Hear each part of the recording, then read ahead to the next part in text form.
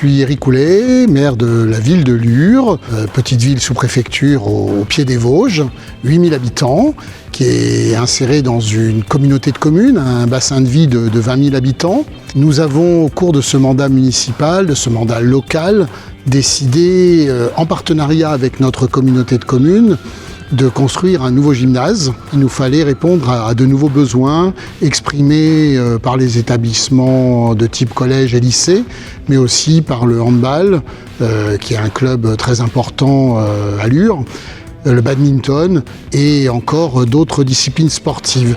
Et donc nous avions proposé la construction d'un nouveau gymnase à haute performance énergétique, avec utilisation de matériaux biosourcés, ceci pour optimiser nos subventions.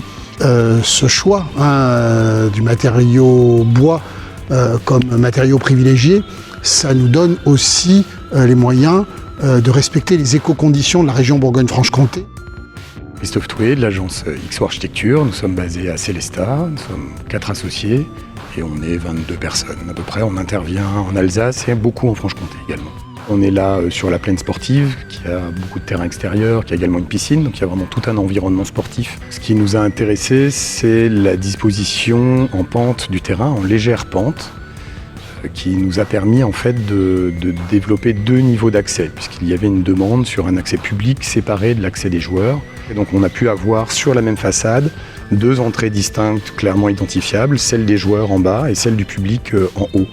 Et donc là où ça devient vraiment intéressant, c'est qu'en fait on peut entrer ainsi directement, quasiment directement dans l'aire de jeu, en étant en balcon en fait sur cette aire de jeu, sans risquer d'avoir des gens qui se dispersent sur le terrain puisqu'on est à un niveau au-dessus. Et on souhaitait que ce gymnase soit le plus simple, le plus ouvert, le plus évident possible.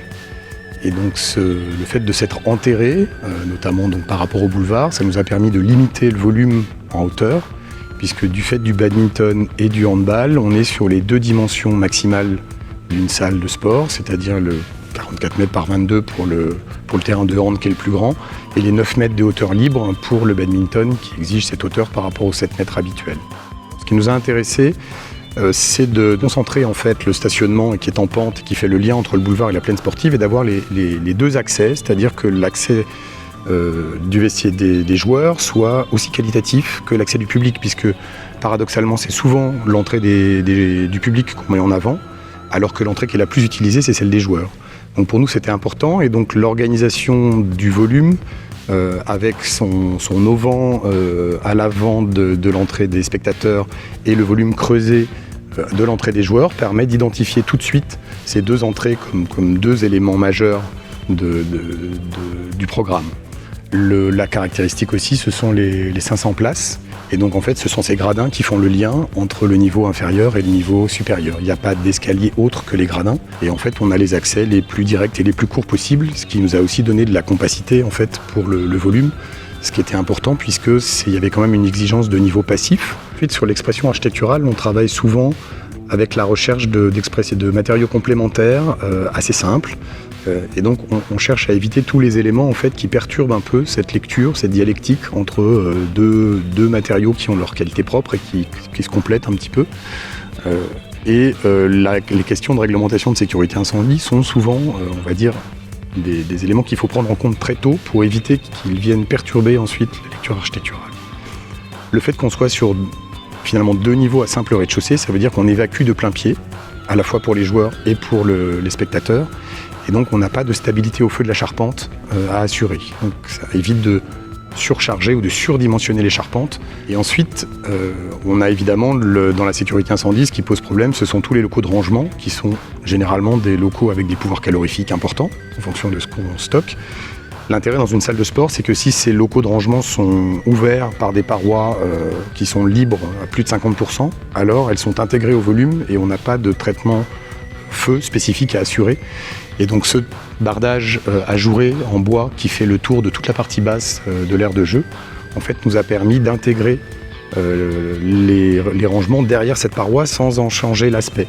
Et l'immense intérêt du bois, c'est qu'on peut, avec un aspect et le même matériau, le décliner sous plein d'aspects différents, en charpente, en bois massif, en lamellé collé, en panneaux pleins, en panneaux perforés pour l'acoustique, en bardage ajouré en lame, qui font également les brise-soleil sur la façade nord-est, en bardage extérieur bien sûr. Et donc en fait, on a une grande richesse d'expression avec un matériau qui au départ est le même.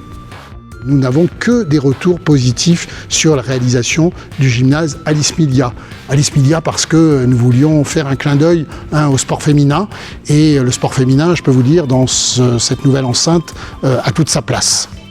Donc voilà, moi quand j'échange avec les professeurs d'éducation physique, les acteurs principaux du handball, Allure, les représentants du badminton, ils me disent que c'est absolument fantastique.